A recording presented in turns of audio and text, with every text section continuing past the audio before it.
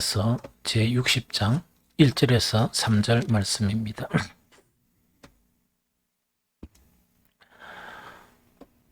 우리 함께 읽겠습니다. 일어나라, 빛을 발하라. 이는 내 빛이 이르렀고 여호와의 영광이 내 위에 임하였음이라. 보라, 어둠이 땅을 덮을 것이며 깜깜함이 만민을 가리려니와 오직 여호와께서 내 위에 임하실 것이며 그의 영광이 내 위에 나타나리니 나라들은 내 빛으로 왕들은 비치는 내 강명으로 나오리라. 아멘. 한 번 더 읽겠습니다. 일어나라, 빛을 발하라. 이는 내 빛이 이르렀고 여호와의 영광이 내 위에 임하였음이니라. 보라, 어둠이 땅을 덮을 것이며 깜깜함이 만민을 가리려니와 오직 여호와께서 내 위에 임하실 것이며 그의 영광이 내 위에 나타나리니 나라들은 내 빛으로 왕들은 비치는 내 강명으로 나오리라. 아멘. 지난주 우리가 그 설교 시간에는 지금 시대가 비록 코로나 시대지만 그 주님의 지상명령 이것에 대해서 우리가 나눴습니다. 지상명령은 이 가서 제자를 삼으라 하는 그런 명령이죠. 기독교 교회사를 이렇게 쭉 이렇게 살펴보면 항상 믿음에는 또 우리가 이 세상을 살기 때문에 어려운 일을 당하고 또 믿음을 방해하는 그런 세력들로부터 또 어려움을 당하고 하는 그런 일들의 연속입니다. 그래서 신앙이나 교회나 요즘 이제 생각되는 것은 뭐냐? 주님께서 주시는 그런 순간순간, 그 순간순간을 믿음으로 선택하고 또 믿음으로 살아가는 것이 신앙이다. 그래서 내일 일은 우리가 알지 못하고 모레가 우리가 있을지 모르니까 오늘 이 하루 하나님 주셨으면 이 하루에 우리가 만나는 여러 상황이나 일들에 대해서 내 생각대로 세상대로 판단하지 않고 이 주님의 말씀으로 선택하고 사는 것, 그것이 이렇게 연결되면서 믿음의 삶으로 나타난다 하는 그런 생각이 들어요. 그래서 크게 욕심내가지고 우리가 언제 죽을지도 모르는데 이 세상 전체에 대한 계획이나 교회 앞날에 대한 그런 방대한 계획이 있죠. 그거는 주님께 맡기고 또 우리 같으면은 그 젊은 세대나 어린 세대에 맡기고 우리는 우리 세대에서 지금 처한 환경에서 믿음의 선택을 하는 것, 이것이 매우 중요하다 하는 생각이 듭니다. 기독교 교회사도 살펴보면 특히 어려운 시대가 있고 특히 어두운 그런 세대가 있거든요. 그런데 그 세대마다 꼭 무엇이 나타나는가 하니까 정말 이 강한 믿음, 빛나는 믿음이 나타나게 돼 있거든요. 그래서 그것을 이렇게 쭉 생각하다 보니까 왜 어려울 때 나타나느냐 이러다 보니까 평온할 때는 그들이 이래 그냥 있는 거예요. 편안하게 있는데 이 어려움이 딱 닥치면 그때 막 이렇게 주도하는 사람들 있죠. 주도하는 사람들이 그 어려움 앞에 물러서 버려요. 그래서 가만히 있던 참 믿음의 사람들이 일어서는 거예요. 그러면 편안할 때 이렇게 막 일하던 사람들이 왜 물러나느냐? 혹시 자기가 손해보고 자기가 고난받을까 싶어가지고 비겁하게 물러서 버리는 거예요. 그래서 얼굴 생색 내는 데는 막 일을 하다가 물러서 버리는데 침묵하고 가만히 있던 정말 밑에서 기도하고 이렇게 일하던 그런 사람들이 분연히 일어서서 정말 강한 빛, 그러니까 대충 일을 했던 그 사람들이 나타나지 못하는 강한 빛을 탁 드러내 보이면서 어려운 시기를 극복해 나가는 이런 것들을 볼 수 있거든요. 그래서 지금 코로나 시대나 또 앞으로 전망 자체가 어떻게 될지, 여러 가지 상황 자체가 어떻게 될지 깝깝한 이 세대이지만 우리는 정말 이런 세대가 좋은 기회다. 어떤 좋은 기회인가? 좀 일어서서 빛을 발할 수 있는 그런 좋은 기회고 또 그것뿐만 아니고 주님의 지상명령이 불가능하다 이렇게 생각했지만, 그러나 많은 교회들이 그것을 무시하고 계속 하던 일을 계속해 왔습니다.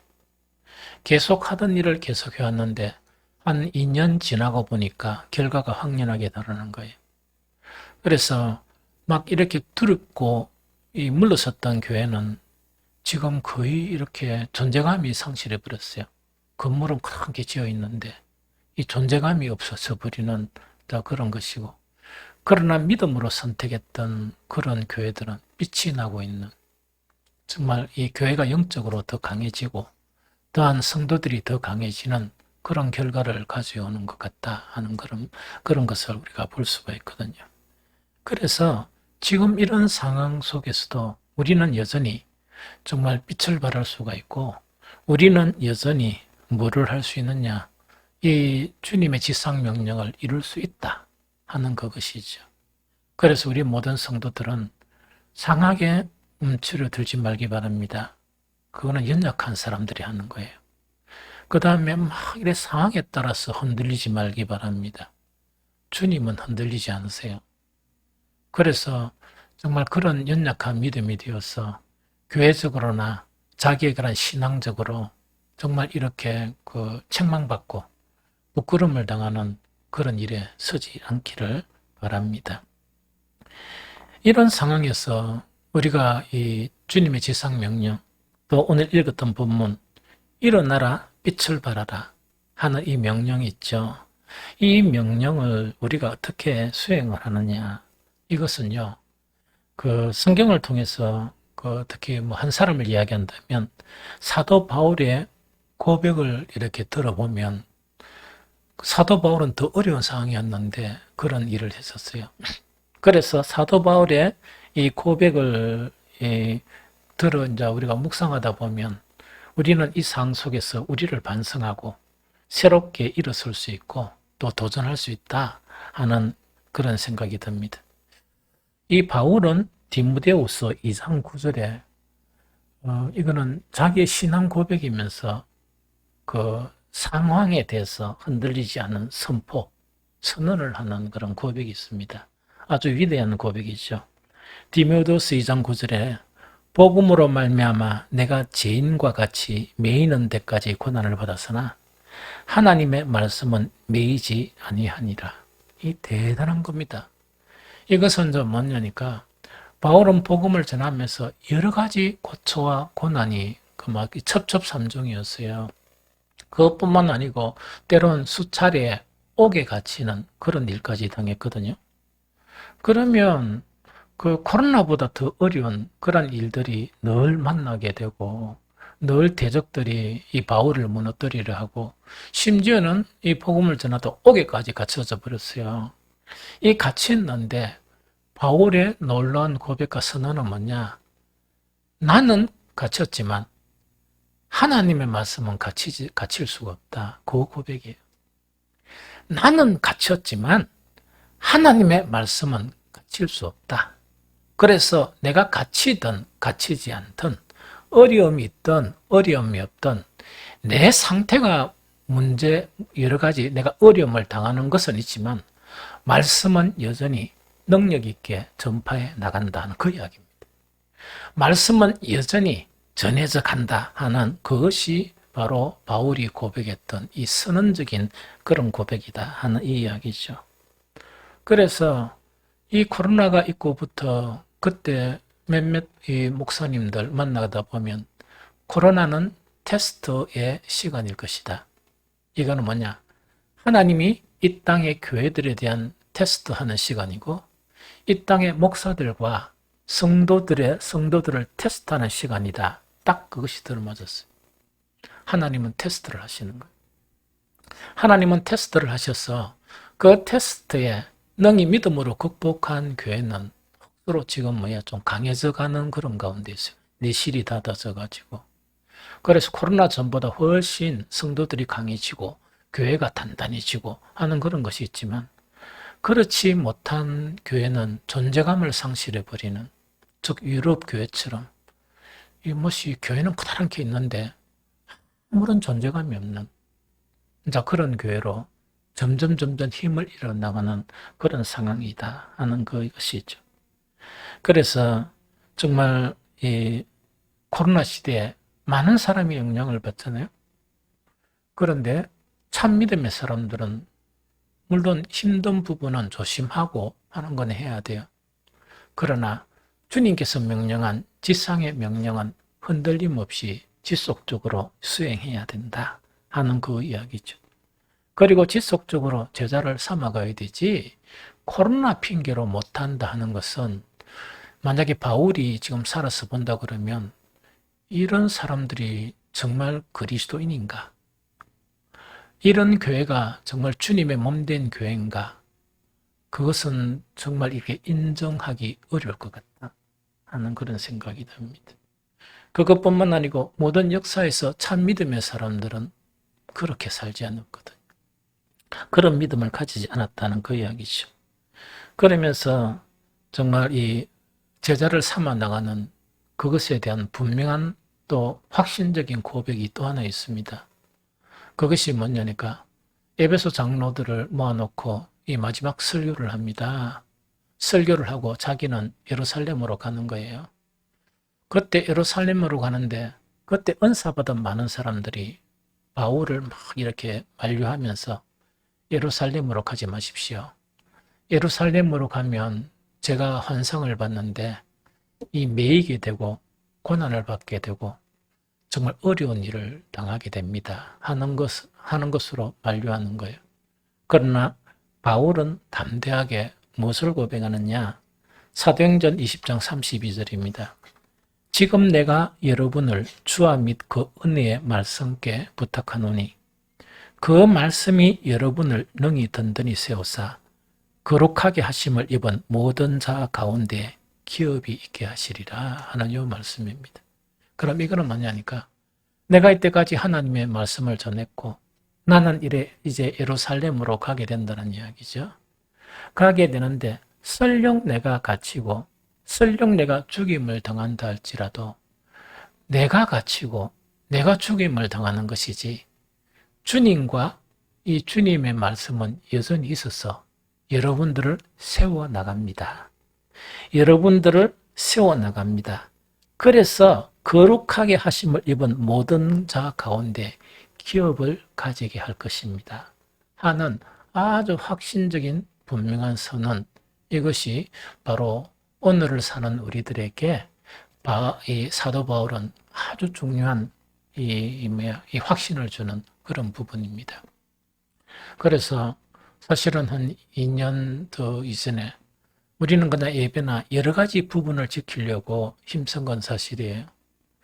그러나 목사가 너무 좀 아쉬운 것이 바로 뭐냐니까 바로 주님의 지상 명령에 대한 부분 자체를 가지고 이 목사가 너무나 이 부분에는 안일하게 생각했다 하는 것이 이 깊은 그런 반성이 되고 이 내년부터는 그렇게 하면 안 되겠다 하는 것이 지난주와 이번 주에 걸쳐서 바로 주님의 지상 명령을 서로 나누고 또 일어나라 빛을 발하라 하는 이 설교를 준비하게 되었다는 것이죠. 이것은 여러분들에게 대한 설교뿐만 아니고 목사인 내 자신에 대해서 이 하나님과 예수 그리스도의 그런 명령을 다시 되새기는 그런 계기로 삼고자 이 말씀을 준비하게 되었습니다. 구약과 신약 참 성경은 성경을 깊이 조금만 들어가게 되면 너무 신비한 하나님의 말씀이에요. 생명줄처럼 그 구약과 신약과 이 요한계시록, 창세기가 이 우리 몸의 그런 핏줄처럼 다 연결이 되어 있었어요. 연결이 되어 있거든요. 그래서 그것을 하나씩 발견하는 것은 큰 희열이고 큰 기쁨이고 하나님의 큰 이란 숨겨진 계시를 우리가 보게 되는 그런 것이다 하는 그런 생각이 들어요. 그래서 이제 주님의 지상 명령을 수행하고 일어나라 빛을 발하라는 이 자체에 우리가 이런 어두운 상황 속에서 많은 부정적인 사람, 반미듬적인 사람들은 뭐냐? 지금 그것이 가능합니까? 지금 그것이 가능합니까? 이런 식으로 이야기해요. 한 교회 이야기를 딱 들면 뭐냐니까, 그, 저, 이렇게 이제, 무슨 뭐라 그러나, 영상으로 예배 드린 거 있죠? 그런 거를 안 하고 목사님이 주일날 예배를 딱 드리니까, 권사 몇 사람이 수석 권사한테, 목사님한테 이야기 좀 해주세요. 우리 목사님은 도통 말을 안 들어요. 그래서 전한 그 말 자체가 어떤 말인가? 교회 안 오고 영상 예배 드리는데 왜 우리 목사님은 정부의 말도 안 듣고 그렇게 합니까? 이렇게 해가지고 그것도 또 수석 권사가 그 권사들 몇몇이 이야기하는 것을 전했는가 봐요. 그래서 목사님이 한탄하면서 그 다음 주에 바로 나는 죽어도 그런 일을 못한다 하면서 선언을 했던가 봐요. 나는 죽어도 그런 일을 못한다. 그래서 예배 못 드리는 사람은 교회 나오지 마시오. 이렇게 했던가 봐요. 그래서 참 이런 어두운 상황이 되면 이제 부정적인 시각을 가지고 이 능력의 하나님을 보지 못하는 그런 경우들을 많이 보게 되거든요.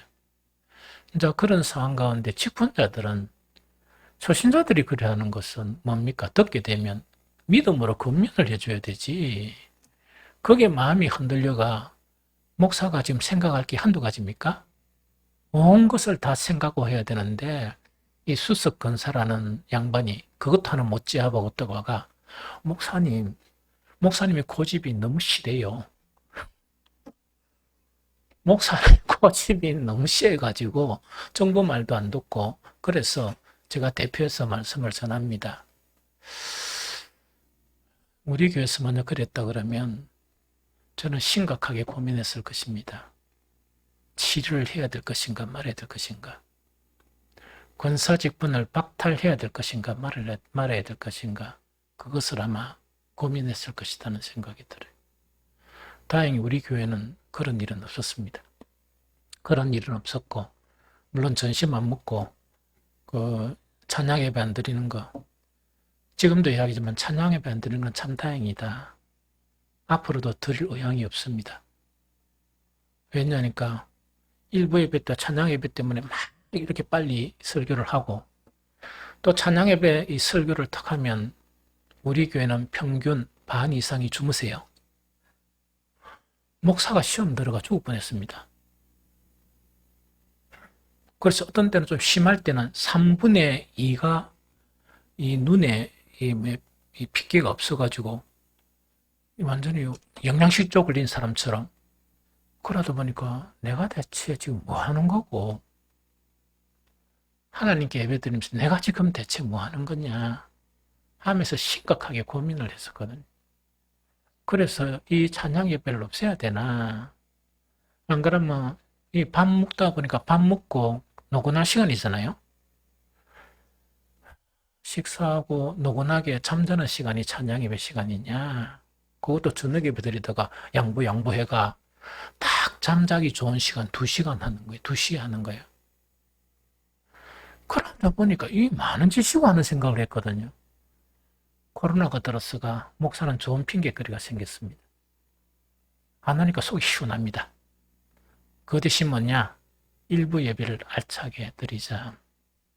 알차게 드리자 이랬는데 지금도 행복합니다. 정말 잘 됐다. 정말 잘 됐다. 그러면서 새벽 기도, 수요, 금요 기도에 계속하게 한 게 너무 감사가 돼.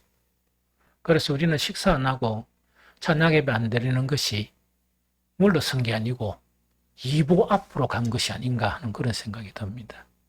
이 내 개인적인 그런 입장에 우리 교단적으로 다 교회들은 어떻게 생각하는가 모르겠지만 저는 예배를 한 번, 두 번 그걸 더 드리고 안 드리고 거기에 대한 개념은 없습니다.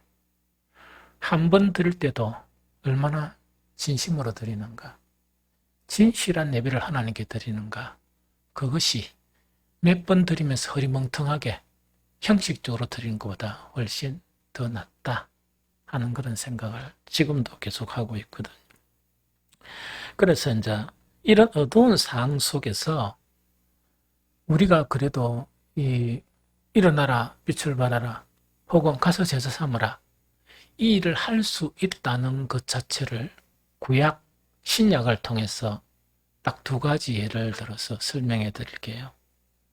오늘 본문 있죠. 일어나라, 빛을 발하라. 이는 내 빛이 이르렀고 여호와의 영광이 내 위에 임하였음이니라. 이 말씀을 조금 이 번역서를 보면 좀 머리가 복잡해져요. 왜냐니까 일어나라, 빛을 발하라. 이는 내 빛이라는 것은 주님의 빛입니까? 여러분들의 빛입니까? 우리의 빛이라는 이야기죠. 우리의 빛이 이르렀고 하는 여기서 이제 시험이 드는 거예요. 왜 시험이 됩니까? 내가 내 속을 보니까 빛은 하나도 없고 뭐만 있어요? 어둠만 충만한데, 그래서 이제 핑계거려. 주님, 나는 빛이 없어서 못 일어납니다. 이렇게 할 수 있는 근거가 되는 거예요. 그런데 이것을 세번역으로 딱 읽어보면 다릅니다. 원문으로 가면 이 내용이 아닙니다. 그럼 세번역으로 딱 읽어보면 왜 되냐? 이거 같이 읽어보십시다. 눈으로 확인해야 되니까. 시작. 예루살렘아, 일어나서 빛을 비추어라. 구원의 빛이 너에게 비치었으며 주님의 영광이 아침 해처럼 네 위에 떠올랐다. 한 번 더 시작. 예루살렘아, 일어나서 빛을 비추어라. 구원의 빛이 너에게 비치었으며 주님의 영광이 아침 해처럼 너 위에 떠올랐다. 이 이야기죠. 우리는 영적 상태가 좀 안 좋고 여러 가지 상태가 안 좋다 손치더라도 내가 어떤 이렇게 영향력을 줄 수 있는 게 아니고, 뭐가 이렇게 나한테 비쳤다고요? 구원의 빛이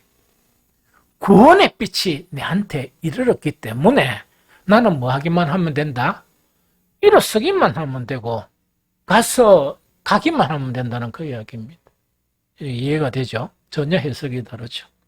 주님의 영광이 아침 해처럼 너희 위에 떠올랐으니까 너는 뭐 하면 된다? 일어서기만 하면 되고 가면 된다는 이야기입니다. 하나님의 목표는 성경에서 요구하기를 하늘에 계신 너희 아버지처럼 온전하고 거룩한 것이 하나님의 목표예요. 그러나 알아야 될 것은 목사라도 여러분들이 아무리 훌륭하게 신앙생활 하더라도 죽을 때까지 그 목표치에 이르지 못합니다. 그렇죠? 그래서 그걸 기대했다가는 절대로 일어서지를 못하고 가서 제자를 삼는 이런 일은 할 수가 없다 하는 그 이야기입니다. 우리에게 구원의 빛이 임했다는 이야기거든. 우리에게 하나님의 주님의 영광이 아침 해처럼 우리에게 떠올랐기 때문에 우리는 그것으로 일어날 수 있고 그것으로 갈 수 있다는 그 이야기입니다. 그리고 빛의 속성은요, 어두움이 깊을수록 빛은 더 밝게 비춰요. 어둠이 깊을수록, 그거는 뭡니까? 하늘을 보면 보름달이 떴을 때는 별빛이 희미합니다. 그러나 이 달이 빛을 잃으면 별빛은 더 빛나게 되어 있습니다. 그와 마찬가지죠. 그래서 이 어려운 세대에는 오히려 더 효과적으로 우리는 복음을 전하거나 그리스도의 제자를 세우는 일을 할 수가 있다 하는 그것이 구약에서 근거입니다. 신약에서 근거를 보면 역시 우리가 여전히 특히 코로나 시대에서도 우리는 제자 삼는 일을 할 수 있다 하는 그 근거가 형성이 돼요. 성경에 보면 주님께서 지상명령을 행하실 때 11사도가 있었습니다. 11사도가 있었는데 그 중에 아직 의심하는 자들도 있었습니다. 주님이 부활하셔서 40일 동안 보여주셨는데도 의심하는 자들도 있었다. 완전한 믿음입니까? 완전하지 않는 믿음입니까? 완전하지 않는 믿음이죠. 그 제자들에게 이 예수님의 지상명령을 이렇게 명령하시면서 이 두 가지 말씀을 하세요. 첫 번째, 마태복음 28장 18절에 나는 하늘과 땅의 모든 권세를 받았다. 이에서 나는 예수님입니다. 예수님은 정말 이제 그 하나님으로부터 이 하늘과 땅의 모든 권세를 그대로 다 받았다 하는 자 그것을 말씀하시고, 이어서 마태복음 28장 20절에는 내가 세상 끝날까지 항상 너희와 함께 있을 것이라는 그 이야기입니다. 그러면 이거는 뭐냐니까, 내가 믿음이 충출하고 내가 능력이 있고 해서 제자를 삼는 것이 아니고 약속입니다. 어떤 약속? 모든 권세를 가지시고 모든 능력을 가진 주님께서 네하고 항상 이 명령을 수행하는 너하고 항상 함께 있겠다는 것이죠. 그러면 내 능력으로 전하는 겁니까? 주님의 능력으로 전하는 겁니까? 주님의 능력으로 전하는 것이다 하는 이야기죠. 그래서 우리는 이 상황 속에서 코로나 때문에 할 수가 없다는 것은 저급하고 이 불신앙적이고 아주 이렇게 근거가 전혀 없는 그런 주장일 뿐이다. 그래서 그런 영향력이나 그런 말들에 움츠러들면서 동조하면 같은 사람이 된다. 같은 사람밖에 안 된다 하는 그 이야기죠.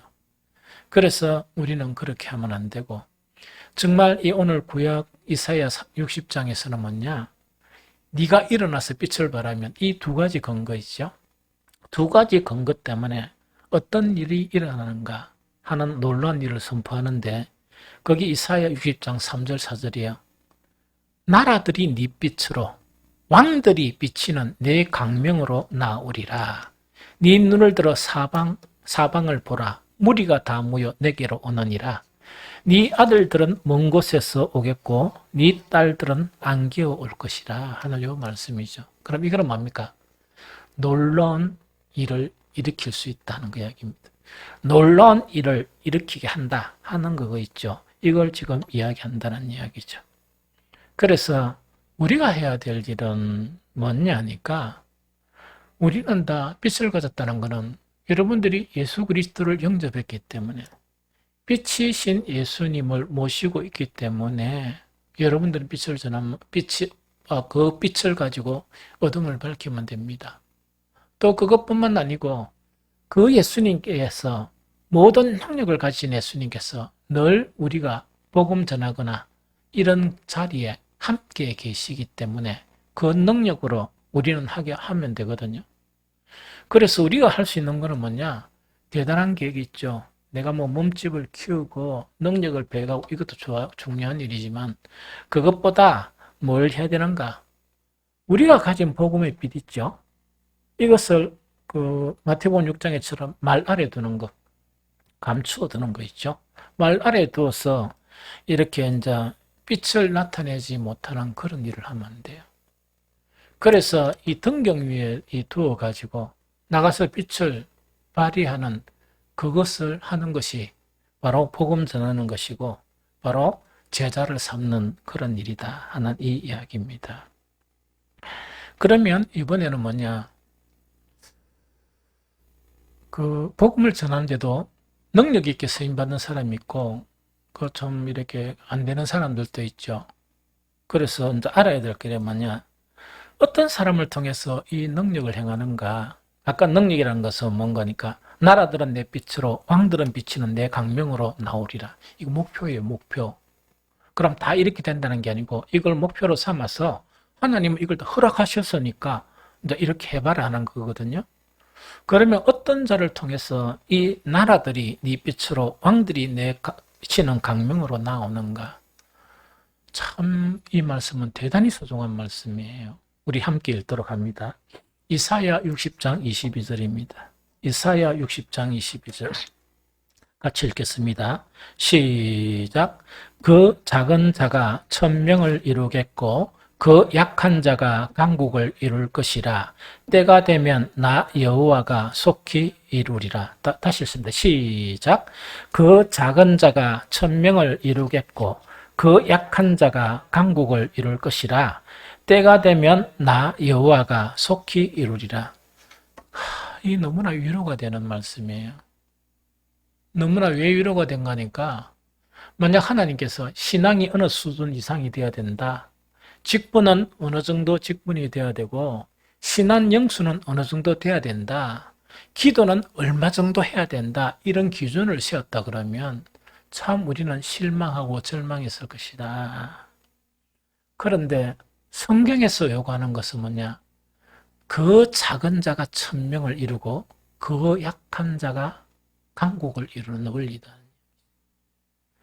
작고 약한 자를 통해서 하나님은 이 일을 이루신다 하는 그 이야기입니다.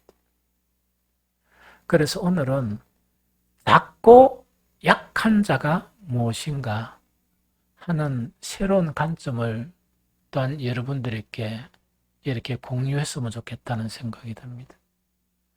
누가 작은 자이고 누가 약한 자인가? 누가 이 큰 일을 이루는 작고 약한 자인가 하는 그것이 누구인가 하는 그거를 이야기하거든요. 이거는 뭐냐니까 요것입니다. 자신의 연약함에 매이지 않고 자신의 연약함에 안 매여 있는 거예요. 매이지 않고 능력의 주님으로 행하는 자, 이런 사람을 말이요. 다시 이야기할까요? 목사나 교회를 오래 다닌 사람이나 신앙이 없는 사람이나 자연 앞에 무기력하고 세월 앞에 무기력하고 그 죽음 앞에 다 무기력합니다. 우리는 다 약한 자예요. 또 뿐만 아니고 여러 가지 부정적인 환경이 딱 보면 마음이 다 두려워요. 왜 두렵느냐? 그 환경을 극복할 수 있으면 안 두렵지. 그러나 극복할 수 없는 약한 자이기 때문에 두려운 거예요. 그런데 여기서 작은 자라는 것은 뭐냐? 자신의 연약함에 이렇게 딱 안 잡히는 거야. 안 잡히고 능력의 주님으로 행하는 거, 행하는 사람이죠. 이 사람을 이야기하는 거예요. 그러면은 빛을 등경 안에 딱 안 두고 이렇게 나아가서 빛을 비추는 것을 이야기해요. 왜? 빛은 누구의 것이라? 주님의 것이죠. 뿐만 아니고 나는 연약하지만 모든 능력으로 함께 하시는 주님을 탁 내세우면서 나아가는 그 사람이 작고 연약한 자다 하는 그 이야기입니다. 좋은 신뢰가 바로 다윗이에요. 자, 잘 듣고 이해를 했으면 좋겠어요. 골리앗이 이스라엘에 탁 나타나니까 이 골리앗이 막 덩치도 크고 대단한 사람이죠. 나타났을 때 그 당시 모든 장수들, 이 모든 장수들과 모든 이스라엘이 뭐냐니까 두려워서 숨어 붙습니다. 골리앗이 나오면 막 도망가가지고 숨어가지고 나타나지를 않았거든요. 그러면은 이 사람들이 왜 그랬냐? 골리앗하고 자신을 비교하니까 자신은 너무나 초라하고 연약하고 작은 자거든요. 그럼 골리앗이 두렵습니까? 안 두렵습니까? 두렵죠. 그래서 자연적으로 이 자기 방어나 자기를 보호하기 위해서 숨어 버리는 거예요. 다 숨어 붙습니다. 그 당시에 소년이 있었습니다. 이 소년 다윗도 역시 골리앗을 또 보니까 자기하고 비교가 되죠. 다윗이 바보입니까? 바보가 아니죠. 이 장수들보다 자기는 아직 그 신체 구조가 더 안 되는 거예요. 역시 골리앗과 비교하니까 너무 약하고 너무 작은 자이죠. 이 작은 자인 것을 알게 되는 거예요. 그러면은 다윗이나 그 당시의 장수들이나 자기가 연약하고 작은 자인 것은 다 안다는 이야기죠. 오늘날 그리스도인들이 주여 저는 작은 자이고 연약한 자입니다. 다 안다는 이야기라. 차이가 뭐냐? 다른 모든 사람들은 연약함에 딱 매여 있는 거예요. 그래서 연약한 그대로 이제 하는 일이 뭡니까? 숨는 일이에요. 숨고 피하는 일을 했었습니다. 다윗도 자신이 연약하고 작다 하는 일을 분명히 알았습니다. 그러나 다른 모든 사람들과 차이점이 어떤 차이점을 가지느냐? 나에게는 능력의 주님이 함께 계시다 하는 것을 하는 것 자체가 이 큰 확신을 가지게 되었던 거예요. 이것이 그냥 확신을 가진 게 아니고 수없이 양치기 하는 거 있죠. 양치기 할 때부터 그 경험들이 쌓였던 거예요. 이 무슨 말인지 좀 알겠죠? 하나님의 능력 자체를 사용하는 것을 알았어. 딴 사람들은 뭡니까? 나는 연약하고 골리앗은 강하죠? 연약하다는 찬양은 막 하는데 100점이야. 능력의 주님 찬양합니다. 이런 거 있죠? 능력의 주님 믿습니다. 이렇게 하는 거는 막 100점이야. 다 시험 치면. 그런데 진짜 골리앗이 나타나니까 실제적인 부분에는 빵점이다. 그 많은 찬양과 그 많은 믿음의 고백이 사라져버린. 하나님도 없고 오로지 자기의 눈에 보이는 것은 그렇게 부리셨던 하나님, 밤에서 철회하면서 고래고래 감을 지던 그 하나님은 간데온데 없고 누구만 덩그리 있습니까? 골리앗과 연약한 자신만 있거든. 무슨 있는 거 아닙니까? 너무 우스운 거 아닙니까? 그런데 그런 믿음을 가지고 있는 거야. 그게 믿음이라고 이야기할 수 있습니까? 다윗은 그보다 더 약하고 더 연약한 자였지만 실제적인 믿음, 상황 속에서 무엇을 할 줄 알았다? 찬양만 하고 이론적으로 하나님은 능력이 있고 하는 거 있죠? 뭐 밖에 나가 전도하면서 능력이 하나님이 구원하십니다 하는데 지는 구원 못하는 거라. 늘 살아가는 거 보면 숨고숨고하는 일인 거라. 거짓말만 짓다게 섞고 한 번도 그 능력을 못 보여주는 거야. 이게 무슨 말이겠습니까? 그게 이제 그런 믿음은 뭡니까? 믿음은 믿음이지만 이게 뭐라 해야 되겠노? 믿음이 100이라면 0.1 정도 있는 믿음. 그런데 신앙의 연수가 많다 해가지고 실질적인 믿음은 0.1밖에 안 되는데 이론적인 믿음은 자기가 한 50, 60 되는 줄 알아. 그렇게 자기를 속고 자기도 속고 그렇게 이제 살아가는 거란 말이에요. 다윗은 실제적인 믿음이었어요.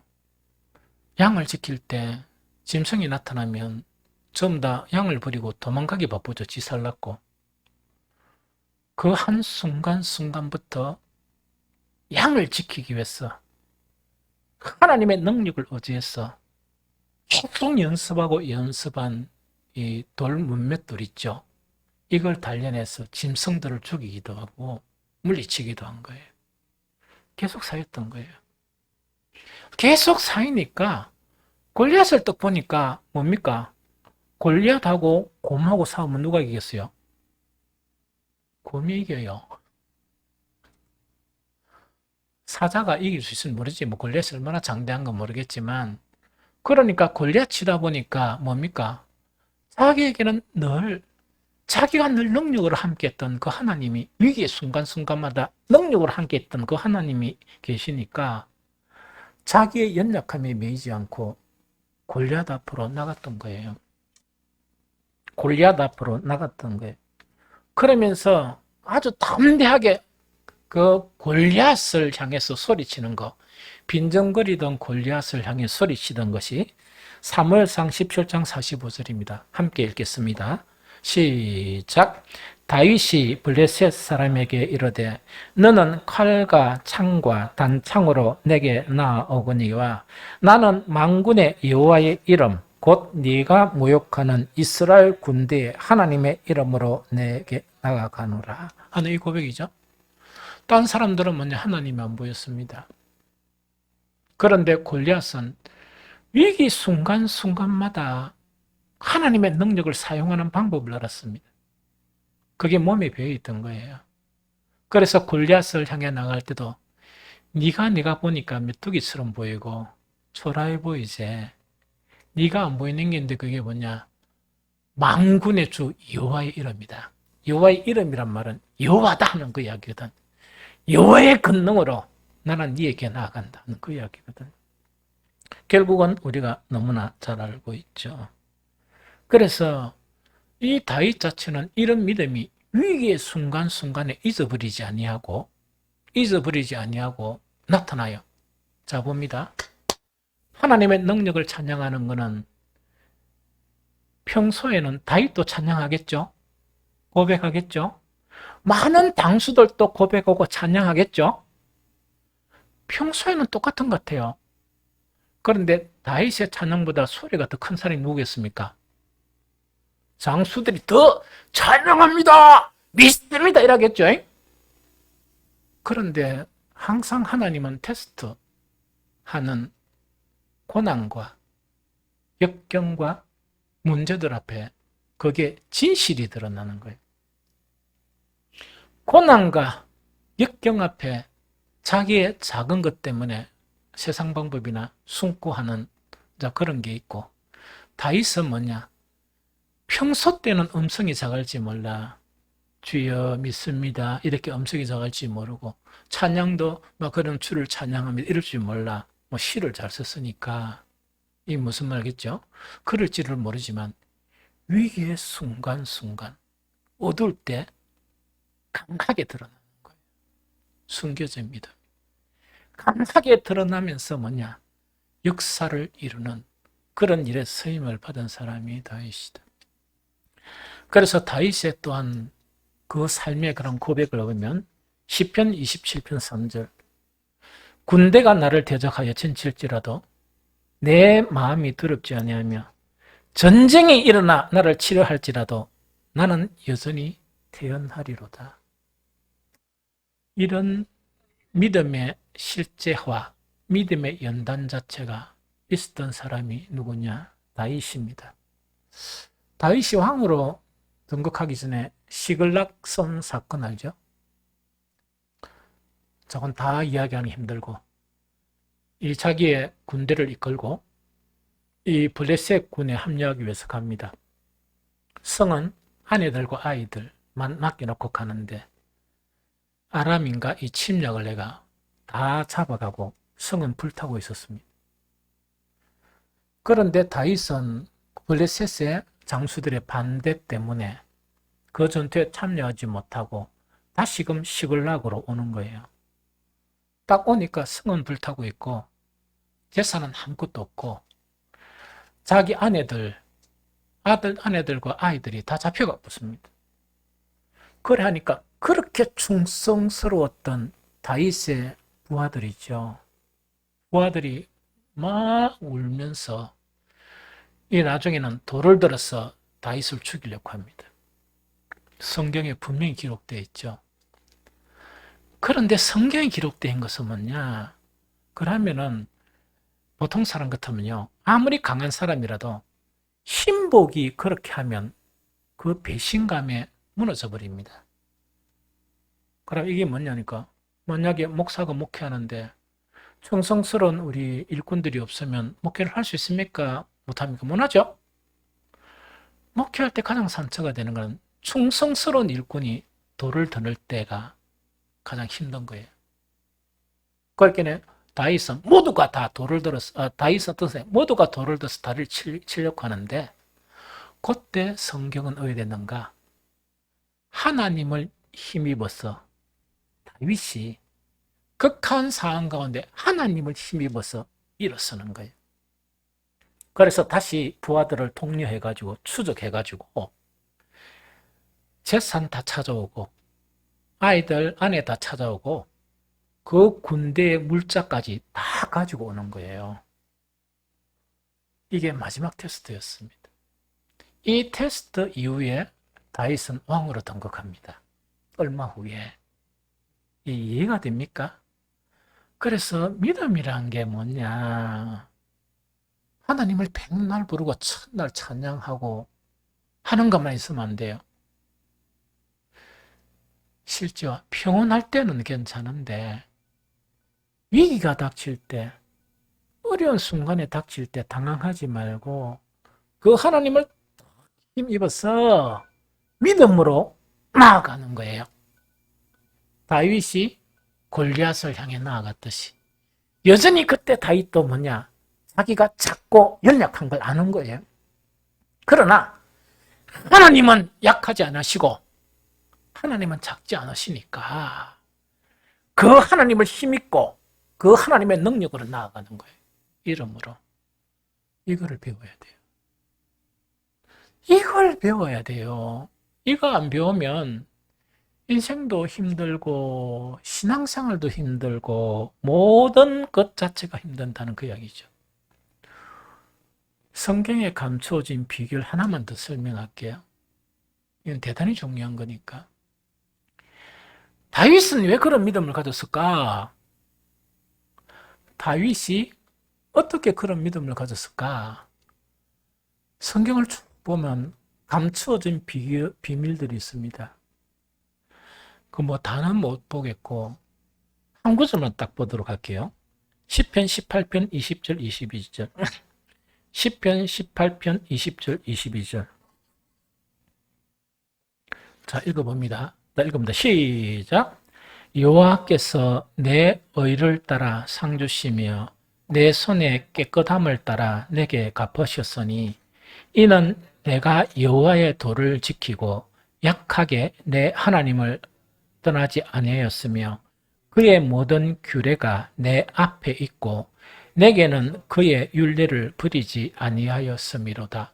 한 번 더 정확하게 읽습니다. 시작. 여호와께서 내 의를 따라 상 주시며 내 손의 깨끗함을 따라 내게 갚으셨으니 이는 내가 여호와의 도를 지키고 악하게 내 하나님을 떠나지 아니하였으며 그의 모든 규례가 내 앞에 있고 내게서 그의 율례를 버리지 아니하였음이로다. 이거 좀 설명할게요. 성경을 읽을 때 정말 조심해야 됩니다. 여호와께서 내 의를 따라 상 주심이라니까 이 다윗이 너무나 교만하다 그런 생각이 들죠. 성경에서 이야기하고 있는 것은 그런 이야기가 아니에요. 다윗이 다른 사람하고 달렸던 건 이것에 차이가 나는 거예요. 자, 살펴봅니다. 이게 뭔가니까 성경을 통해서 하나님은 여러 가지 말씀을 하시죠. 여러 가지 말씀을 하실 거 아닙니까?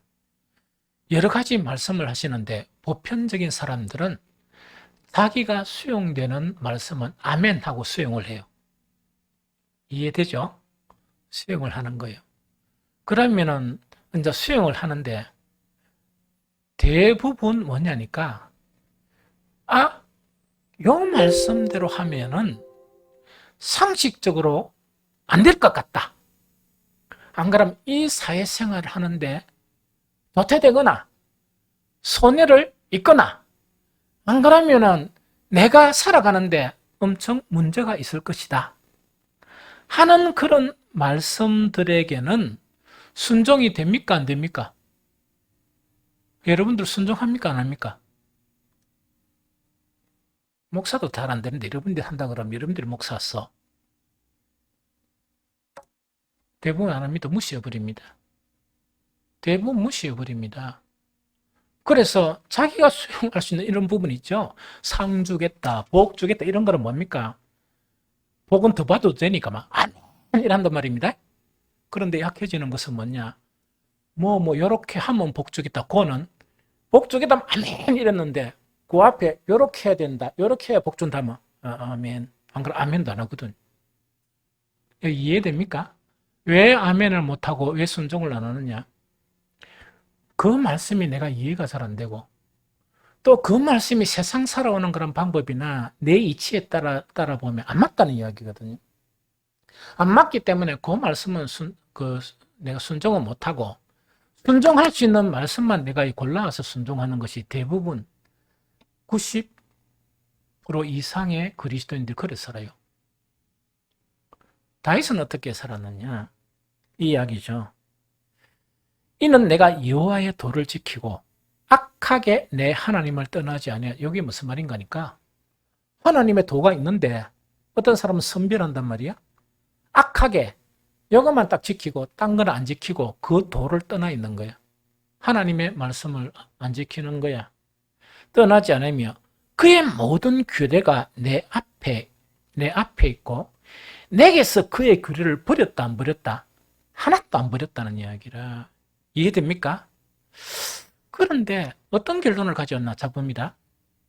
다른 사람은 요 말씀대로 하면 내가 잘못될 것이다 하는 두려움 때문에 그래 못하는 거야. 그러면서 어떤 양심적인 사람은 주여 연약합니다. 지난주도 말씀대로 못 살고 10년 전도 그대로 못 살고 30년 전에 그대로 못 살고 10년 후에도 똑같은 기도. 지금도 여전히 그런 말씀대로 못 사네요. 용서해 주옵소서. 이런 신앙이에요. 제가 아는 거는 그거에 보편적인 신앙이 그 신앙에 머물러 한 번도 믿음으로 그 말씀을 순종 안 하고 그 말씀은 얄팍한 회개라는 거 있죠. 그건 회개가 아닙니다. 회개라는 것은 돌아서는 것을 이야기하지 버리는 것을 이야기하지 맨날 첫날 만날 뭡니까? 요거 안 하거든요. 요거 안 하거든요. 10년에도 요거 안 하거든요. 앞으로도 안 할 거거든요. 그 회개 아닙니다. 그게 어떻게 회개입니까? 그런데 다윗은 뭐냐? 하나님의 말씀이 모든 사람들이 그렇게 하면 손해를 본다. 그렇게 하면 불이익을 당한다 하는데도 다른 사람은 두려워서 그렇게 못하는데 그래서 연약함만 계속 하나님 불쌍히 여기시고 불쌍히 여기시고 은혜가 많으시고 이 하늘보다 더 높은 이 은혜 그 하나님의 자비로서 나를 인도해 주십시오. 왜? 그런 자비가 필요하지. 말씀대로 안 사니까. 다윗은 그러지 않았습니다. 이렇게 하면 모든 사람들이 그 말씀을 지키면 망한다 했는데 다윗은 하나님을 믿었으니까 그 말씀을 지킨 거예요. 그 말씀을 지키니까 어떻게 됐는가? 다른 사람들은 그냥 세상 사람처럼 똑같은 그런 게 됐는데 다윗은 양치기에서 점점 변해가면서 장군이 되고 점점 변해가면서 하나님의 통치가 이루어지는 신정국가를 이룬 왕으로 세워지는. 그게 뭐냐? 하나님의 말씀을 하나씩 지키니까 딴 사람들은 하나님께서 불쌍히 여겨서 살아가는 거야. 불쌍히 여기니까 비만 다윗 집에 안 내리고 그 집도 내려주는 거야. 그렇게만 살아가는데 다윗에게는 뭐냐? 양치기에서 어떻게 신정국가의 왕이 되는 그 신변으로 바뀌려 그러면 연수를 합해보면 얼만큼 많은 놀라운 복을 누리면서 살았겠어요. 이론적으로 맞죠? 다윗은 뭐냐? 말씀 앞에 두려움하지 않고 의심하지 않고 지 생각하지 않고 세상의 방법으로 매이지 않고 말씀에 순종하다 보니까 순종의 복이 큰 것을 경험한 거예요. 자, 문제를 당했어요. 골리앗이라는 문제를 당했어. 딴 사람들은 늘 두려워하는 게 자기 직업이었어. 그러니까 골리앗을 보니까 숨기 바빴어 다. 왜? 자기의 그런 신앙대로 숨는 거예요. 다윗은 늘 하나님의 능력을 늘 경험했기 때문에 그것이 뭐냐? 불가능했던 말씀의 순종들 있죠. 다른 사람들이 그렇게 하면 안 됩니다 했는데도 말씀을 순종했던 거야. 그렇게 하니까 놀라운 하나님의 능력을 경험하니까 골리앗이 그 벌레로 보이겠습니까? 뭐 두려워하는 그런 것으로 보이겠습니까? 아무것도 아닌 놈으로 보인 거야. 그러니까 이 짐승 잡던 이 물맷돌 그걸 가지고 그건 아무것도 아니죠. 창과 방패 없이 만군의 주 여호와의 이름, 지금까지 나에게 능력을 베풀었던 능력의 주님을 이렇게 가지고 골리앗에게 나아갔던 거예요. 골리앗에게 하면 나아갔습니까? 많은 나라들을 다 점령했습니다. 많은 남나라들을, 많은 왕들을 그 앞에 굴복시켰습니다. 무엇으로? 하나님의 능력으로. 그래서 그 사람의 신분이 무엇이냐? 아무 관계 없습니다. 다윗의 신분은 목동이었습니다. 그 당시에 가장 천한 목동이었습니다. 그런데 그 믿음이 보배로운 믿음이었다 하는 그 이야기죠. 이게 사나 우리가 다윗을 살펴볼 필요가 있습니다. 이런 설교를 계속 들으면 뭐냐? 주눅이 들어가지고 주님 또 이런 기도를 하는 거예요. 주여 불쌍히 여기소서. 나는 다윗이 아니거든요. 이런 기도를 하는 거야. 나는 다윗이 아니거든요. 나는 여전히 작고 연약한 자이거든요. 하나님의 불쌍히 여김으로 살아가랍니다. 다윗은 위대한 사람이니까 그런 위대한 믿음을 가졌으니까 내하고 다르잖아요. 그래서 나는 못하거든요. 성경을 보면 또 다른 비밀이 있습니다. 어떤 비밀인가? 다윗이 몇 순간순간 하나님의 능력의 역사였느냐? 아닙니다. 왜 아닌가 하면 제가 보니까 다윗도 인간이거든요. 어떤 인간? 아까 이야기했죠? 작고 연약한 인간입니다. 다윗이 매 순간순간 그런 능력을 행했다면 뭐 천국 가서 물어보면 알겠지만 다윗은 금방 죽었을 거예요. 그 약하고 작은 자가 그걸 감당 못해서 죽었을 거예요. 안 그러면 정신이 좀 이상해졌거나.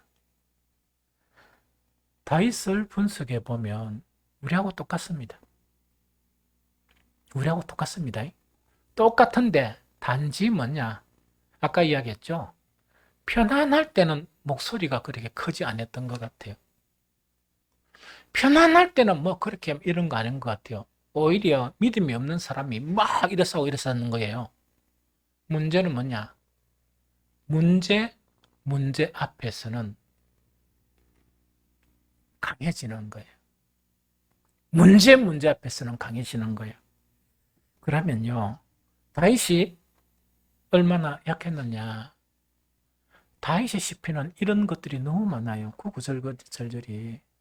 그러면 두 가지만 소개하면 시편 22편 1절 2절 보니까 이거는 신약에서 인용을 합니다. 예수님도 인용하고 내 하나님이여 내 하나님이여 어찌 나를 버리셨나이까?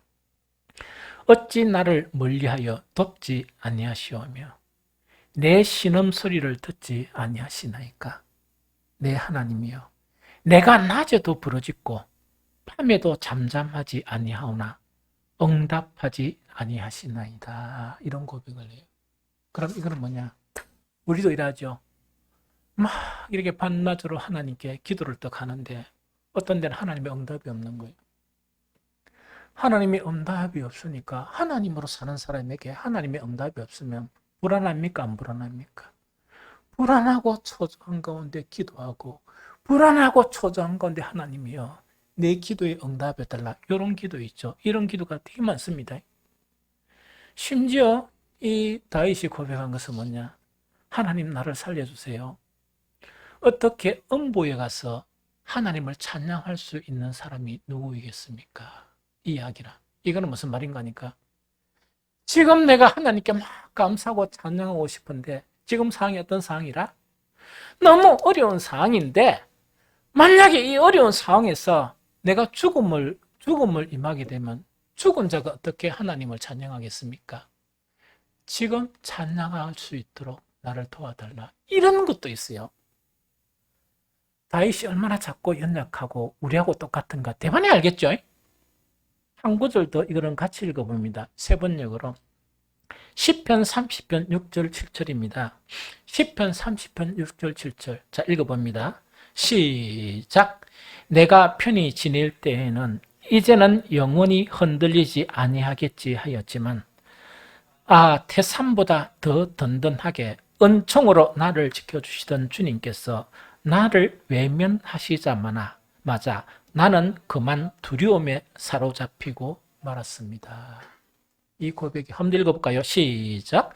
내가 편히 지낼 때에는 이제는 영원히 흔들리지 않겠지 하였지만 태산보다 더 든든하게 은총으로 나를 지켜주시던 주님께서 나를 외면하시자마자 나는 그만 두려움에 사로잡히고 말았습니다 하는 요 이야기거든요. 이게 뭔가 하니까 늘 하나님의 응답과 늘 하나님의 임재를 경험했던 게 아니고 편안할 때는 뭐냐니까 이제 나는 괜찮겠지. 괜찮겠지 했는데 어떤 때는 뭐냐? 주님의 임재가 탁 끊어져 버린 거야. 다윗에게서도. 주님의 임재가 끊어졌다는 것은 영적인 어두움이 임했다는 거예요. 그래 하니까 그만 두려움에 사로잡히고 말았던 연약하고 작은 다윗이었습니다. 다음에 한번 나눌 기회가 있는가 모르겠지만 영적인 어두움은 우리에게 큰 두려움을 주거든요. 영적인 어두움은 하나님이 우리를 더 변화시키기 위해서 혹은 더 큰 이 복을 주기 위해서 반드시 영적인 어둠의 기간을 갖게 합니다. 성경의 비밀이. 그래서 결론적으로 뭐냐? 다윗은 그 인생을 통해서 믿음이 충만하고 늘 하나님께서 이 다윗에게만 특별한 그걸 주셔서 늘 믿음이 강했던 게 아니고 대부분의 순간순간이 정말 뭡니까?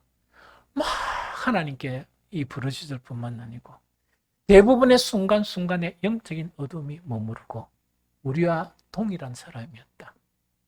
그러나 결정적인 순간에는 뭘 할 줄 알았다? 그 두려워하지 않고 목숨을 걸고 믿음으로 그 하나님의 이름으로 나아갔다. 이것이 바로 무엇이냐 하니까 바로 다윗이 우리와 다른 그런 차이점이다 하는 그 이야기죠. 마지막으로 지금 우리는 그러면 가져 세자 삼으라 할 수 있는 일이 뭐냐? 간단하게 읽어드릴게요. 이거는 이제 보편적으로 늘 교회에서 성도들이 하는 이야기입니다. 주님을 모르는 사람들에게 주님과 그 구원의 복음을 자기가 할 수 있는 만큼 하는 거예요. 이거를 지속이 가장 기초적인 거예요. 그런데 앞으로 우리 교회는 코로나가 없으면 차전도는 안 할 겁니다. 왜냐니까 그거 안 할 겁니다. 여러분들의 삶 속에서 전하십시오. 그래서 주님을 모르는 사람들에게 주님과 그 구원의 복음을 알려야 됩니다. 우리 교회에서 뭐 다는 모르겠지만 그래도 중간중간 보고를 하니까 이런 일을 하는 분이 있어요. 코로나 상이지만 환경도 가장 열악한 환경이에요. 눈을 잘 못 보는 우리 채용자 명예근사예요. 지금 친구 다 떠나고 그 다음에 늘 안타까워하는 게 이름을 갑자기 잡았네. 응? 그래서 자꾸 그래 해가지고 또 몇몇을 전도를 이래 해가지고 했는데 세월이 지나가니까 이제 교회에 나오지 못하는, 심지어 전화하니까 영자가 누구 보배 같은 친구 모르겠나, 눈을 뜬 친구, 그런 친구 있었나? 사람이 이렇게 되어버린 거예요. 그래서 안타까워 이랬는데 남은 친구가 2명인가 봐. 2명인데 늘 자기 나름대로 복음을 전하는 거야. 그래서 조금 의심스러우면 난 전화해가 이렇게 했는데 맞나? 잘못한가 해가 이런 걸 확인을 하는 거예요. 확인을 해가 최대한대로 전하는데 그게 복음이라. 그래서 먼저 한 게 뭐냐? 그 절에 가서 늘 돈 바치는 사람한테 오늘까지 포함해가 30만 원을 빼들어가 헌금하도록 만드는 거예요. 장경학이라고 2번 했죠. 그런데 오늘 하면 3번째라. 승리한 게 뭐냐? 교회는 아직 안 오는데 뭐라고? 돈 빼들어가 헌금하게 하는 거. 그래서 이번에 약속한 게 뭐냐? 절에 가더라도 한 번만 온나? 이래가지고 새해 되면 한 번 오는 거. 그 정도 성과를 얻었던가 봐요. 이런 일을 반복하는 것이 빛을 전하는 거예요. 그 친구들이 억수로 깐깐하고 돈 많고 대단한 친구들이거든. 한 사람은 약사고 한 사람은 돈이 너무 많아. 어지간한데 돈 안 씁니다. 그런 사람들. 아무리 돈이 많아도. 그런데 그거 붙어가지고 눈도 어두우면서 막 이렇게 이제 최대한 대로 하는 거야. 해가지고 내가 보니까 훌륭한 성과를 거두었다. 왜? 그 땡땡모치한테 얼마를 빼앗았다? 30만 원을 빼앗아가지고 헌금을 했으니까 대단한 일을 한 거예요. 앞으로 어떻게 될지 몰라. 그렇게 사는 것이 가장 기초적인 복음입니다. 두 번째, 지금 세대 속에서 심각한 문제가 있습니다. 교회 다녀요. 교회 다니는데 어떤 신앙이 있느냐? 뒤집지 않는 전병과 같은 신앙이 있습니다. 이게 뭐냐? 하나는 너무 이가 타버리고 한 면은 뭡니까? 안 익은 그런 상태로서 그것이 신앙인 줄 생각하고 교회 다니는 사람들이 있어. 우리 교회도 그러는 사람들이 있는 건 잘 모르겠지만 이 신앙이 아닙니다. 이스라엘 자체가 하나님을 믿었는데 표현이 뒤집지 않는 전병, 그래서 선민의 위치에서 탈락됐습니다. 이해됩니까? 이런 사람들이 너무너무 많이 있어요. 너무너무 많이 있거든요. 그러면 비겁하게 가만히 있으면 안 돼요. 특히 친한 사람인데도 비겁하게 가만히 있으면 그 비겁한 사람이지. 뭘 해야 되겠습니까? 하나님을 입있고 힘있고 관계가 끊어질지라도 담대하게 이야기를 해줘야지. 그래야 기회가 있지. 얘기할 수 있는 기회. 수요 금요 기도에 오는 분들은 이야기를 들었겠지만 목사가 밖에서 나가면서 하는 일을 그냥 하는 것 같아요. 목적 없이 돌아다니는 것 같아요. 다른 교회 행사에 근면이 있으면 몇 주를 기도하면서 짧은 근면을 통해서 하나님의 말씀을 전하게 해달라 기도하고 갑니다. 사명감으로.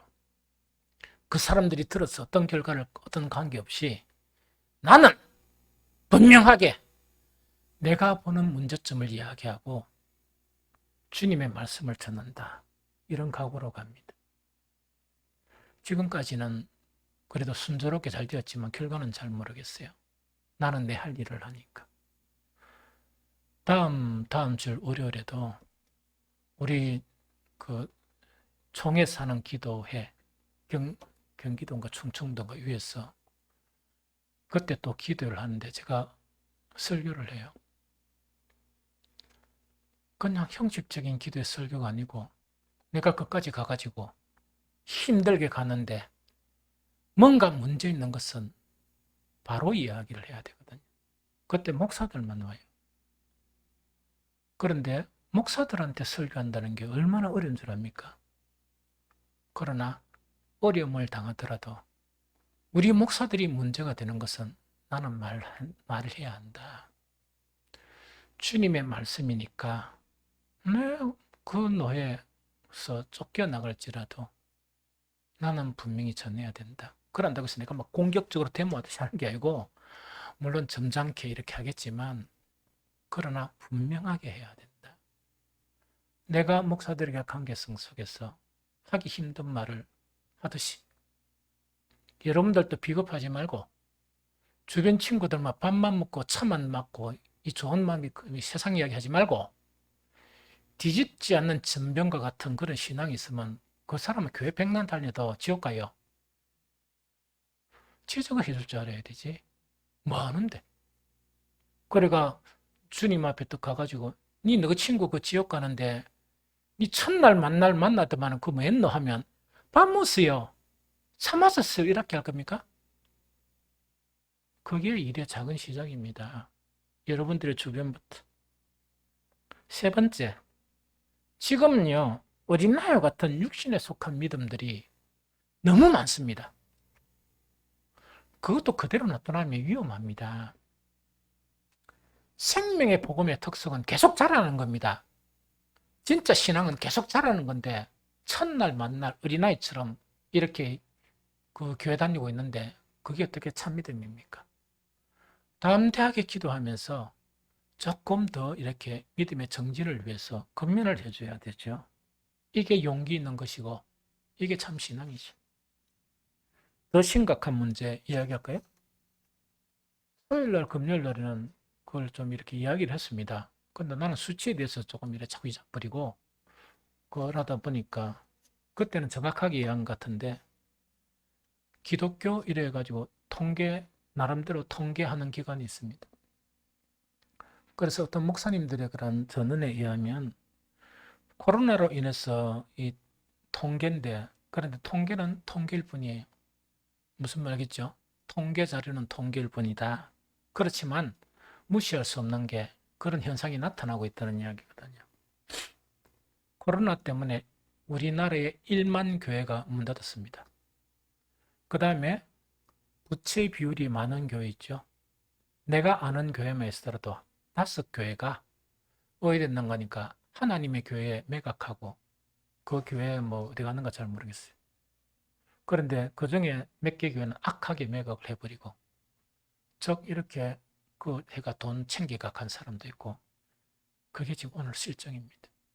그래서 1만 교회가 지금 문을 닫았고 통계는 통계일 뿐입니다. 150만 성도가 교회 출석을 안 한답니다. 150만 성도가 교회 출석을 안 한답니다. 그래서 옛날에 뭐 1000만, 1200만 그런 가짜고 실질적으로 보는 것은 450만에서 한 500만 정도가 될 것이다. 교회 출석하는 교인들. 그렇게 지금 이제 추산을 하고 있는 거예요. 천주교보다 더 이제는 약화되는 그런 추세가 아닌가 하는 그런 생각을 합니다.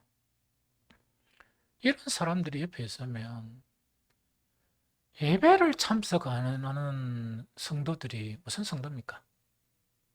참말을 해야지.